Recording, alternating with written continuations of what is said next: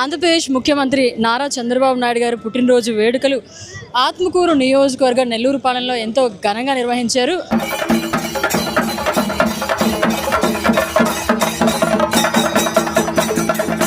అంతేకాకుండా మృత్యుంజయ హోమం,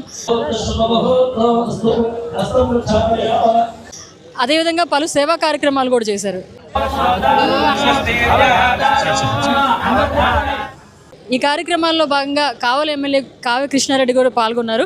ఈ సందర్భంగా ఆయన మనతో ఉన్నారు. సార్, అభివృద్ధి ప్రదాత శ్రీ నారా చంద్రబాబు నాయుడు గారి 76వ జన్మదినం ఆంధ్ర రాష్ట్ర ప్రజలే కాదు, యావత్ ప్రపంచంలో ఉన్న తెలుగు ప్రజలందరూ కూడా పండుగ. ఈ రాష్ట్ర అభివృద్ధి చెందాలన్నా, ఈ రాష్ట్ర ప్రగతి పదంలో నడవాలన్నా అది ఒక సాధకుడు చంద్రబాబు నాయుడు గారే. అందుకనే ప్రజలు ఈరోజు పార్టీలకు అతీతంగా ఆయన పుట్టినరోజును ఘనంగా జరుపుకుంటున్నారు, గర్వపడుతున్నారు, మా ఇంటి బిడ్డగా ఆశీర్వదిస్తున్నారు. అందులో ఈరోజు రాష్ట్రం అభివృద్ధి చెందాలన్నా, ఇవన్నీ జరగాలంటే ఒక బాబు గారే ఉండాలి. ఆయన నుండు నూరేళ్ళు ఆయురారోగ్యాలతో ఉండాలని ఈరోజు ప్రతి ఒక్కరు కూడా, ప్రజలు సామాన్యులు కూడా వెళ్ళి గుడిలో దేవుడికి దర్శనం చేసుకొని అందరూ కూడా అభిషేకాలు కుంకుమార్చనలు చేసి ఆయన నుండు నూరేళ్ళు ఉండాలి. ఆ నుండు నూరేళ్ళు ఈ రాష్ట్రానికి ముఖ్యమంత్రిగా కొనసాగాలని ఈరోజు ప్రజలు కోరుకుంటున్నారు.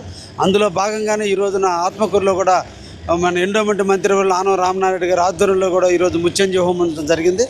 నభూతో నా భవిష్యత్ అన్నట్టు ఈరోజు వేలాది మందిగా వచ్చే అందరూ కూడా ఆయన ఆయురారోగ్యాలతో ఉండాలని ఈరోజు అందరూ కూడా ఆశీర్వదించడం కూడా జరిగిందని. ఆంధ్రప్రదేశ్ ముఖ్యమంత్రి నారా చంద్రబాబు నాయుడు గారు పుట్టినరోజు వేడుకలు ఆత్మకూరు నియోజకవర్గ నెల్లూరు పాలెంలో ఎంతో ఘనంగా నిర్వహించారు.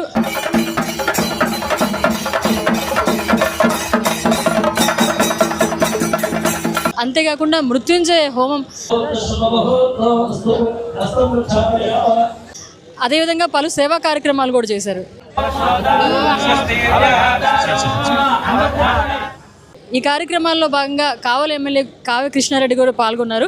ఈ సందర్భంగా ఆయన మనతో ఉన్నారు. సార్, అభివృద్ధి ప్రదాత శ్రీ నారా చంద్రబాబు నాయుడు గారి 76వ జన్మదినం ఆంధ్ర రాష్ట్ర ప్రజలే కాదు, యావత్ ప్రపంచంలో ఉన్న తెలుగు ప్రజలందరూ కూడా పండుగ. ఈ రాష్ట్ర అభివృద్ధి చెందాలన్నా, ఈ రాష్ట్ర ప్రగతి పదంలో నడవాలన్నా అది ఒక సాధకుడు చంద్రబాబు నాయుడు గారే. అందుకనే ప్రజలు ఈరోజు పార్టీలకు అతీతంగా ఆయన పుట్టినరోజును ఘనంగా జరుపుకుంటున్నారు, గర్వపడుతున్నారు, మా ఇంటి బిడ్డగా ఆశీర్వదిస్తున్నారు.